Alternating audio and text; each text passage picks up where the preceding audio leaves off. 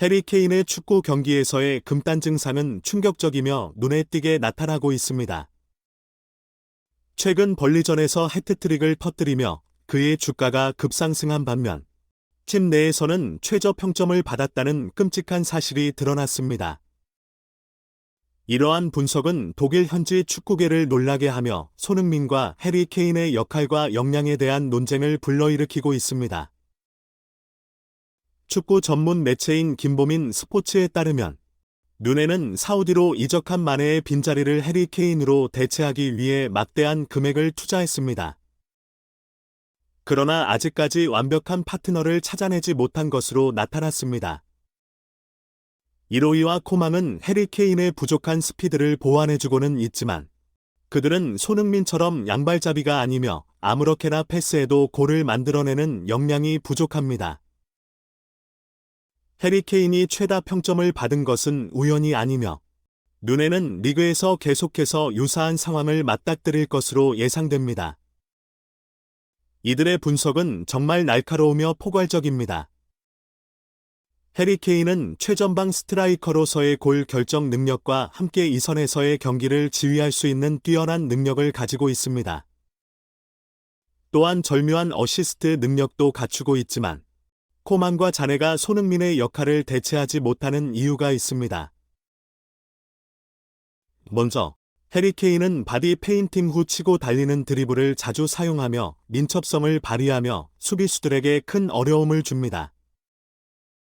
특히 상대 수비 라인이 정돈되지 않은 역습 상황에서는 코망이 더욱 위협적인 드리블을 시도할 수 있는데 이는 그의 돌파 능력이 뛰어나다는 것을 보여줍니다. 그러나 문제는 코망이 손흥민처럼 중앙으로 파고들어 골을 노리는 인사이드 포워드가 아니라 주로 크로스 플레이를 시도하는 클래식 윙어로서 활동한다는 것입니다.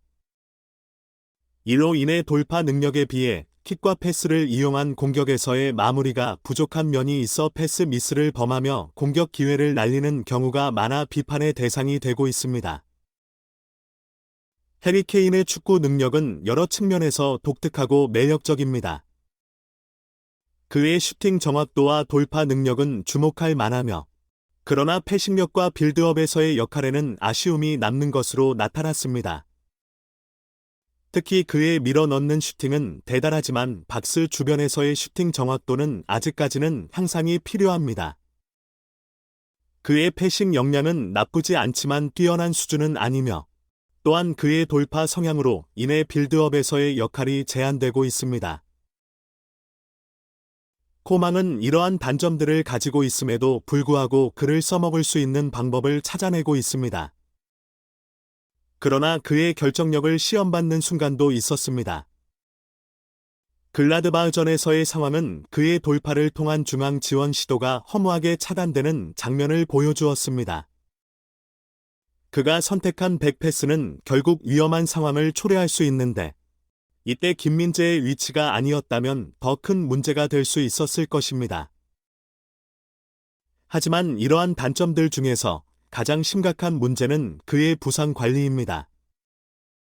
노벤이나 리베리와 마찬가지로 그도 유리몸으로 평가되고 있으며 부상으로 경기를 결장하는 빈도가 높습니다.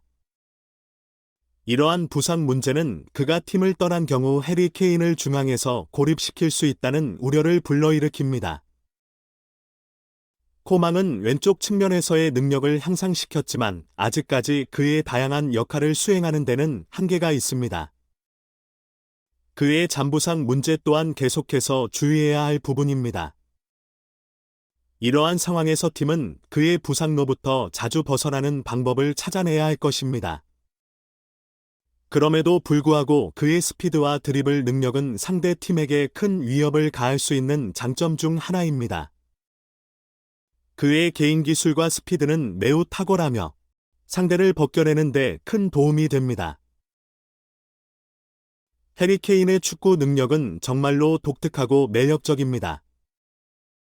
그의 폭발적인 스피드와 뛰어난 드리블 능력은 수비수들을 제쳐놓을 만큼 뛰어나며 왼발 킥의 정확도와 키 파워는 그의 골 결정력과 킥에 대한 자신감을 보여줍니다.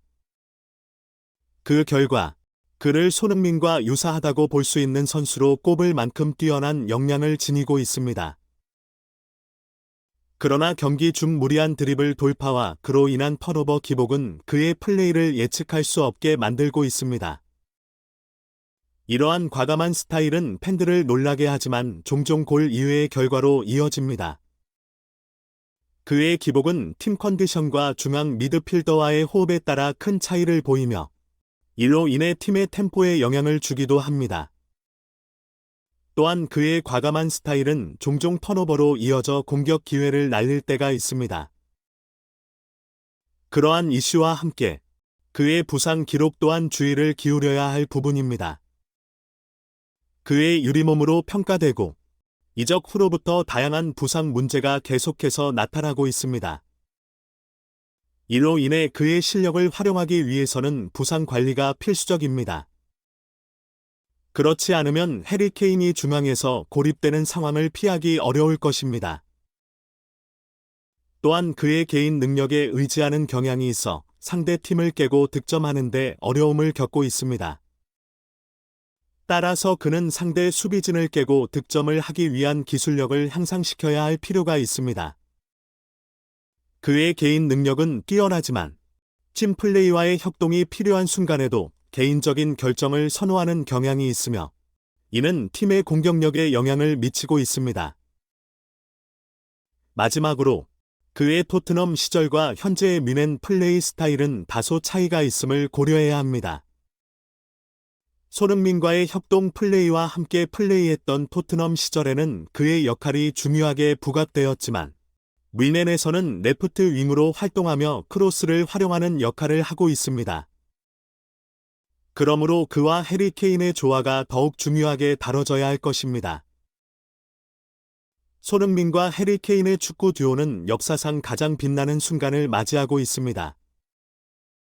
이들은 함께 297경기에 나서며 모레스하게 157번의 승리와 60골을 기록하여 축구 팬들로부터 최고의 듀오로 극찬을 받았습니다. 그러나 이러한 훌륭한 협동은 손흥민의 희생 플레이와 함께 이루어졌으며 때로는 골 결정 기회를 해리 케인에게 양보한 것으로 해석됩니다. 이에 대해 영국 매체 데일리 메일은 축구 전문가들의 예상과는 달리 손흥민의 역할이 줄어들 것이라고 주장했으나 그 예측은 틀렸습니다. EP 리그 개막 후 3경기 동안은 득점이 없었지만 그는 여전히 팀을 위해 헌신적으로 뛰었습니다. 그는 팀을 하나로 뭉치게 하며 리더십을 발휘하고 결국 벌리전에서 큰 역할을 해냈습니다. 손흥민은 해리 케인의 역할을 대신하기 위해 중앙으로 이동하며 팀의 시너지 효과를 극대화시켰습니다. 이적한 매디슨과 함께 다른 선수들도 활용하여 팀의 활력을 불어넣고 있으며 그들은 활동력 좋은 크랙 역할을 하고 있습니다. 이렇게 함께하는 손흥민과 매디슨의 두 맨소가 아니라 포스테코글루 감독이 강조하는 공격 시스템은 빠른 공수절함과 공격 축구를 더욱 효과적으로 만들었습니다. 해리 케인이 있었다면 이러한 역동적인 게임에 제압당할 가능성이 있었을 것으로 판단되며 이로 인해 손흥민과 매디슨에게도 부정적인 영향을 미쳤을 것입니다. 행복 축구를 추구하는 토트넘과 달리 뮌헨은 해리 케인의 역할이 부족하다는 사실을 깨닫고 새로운 공격수를 찾고 있습니다. 그러나 이번 시즌의 주요 스쿼드 보강에 실패했다고 보고 있으며 이는 뮌헨에 치명적인 영향을 미칠 것으로 예상됩니다.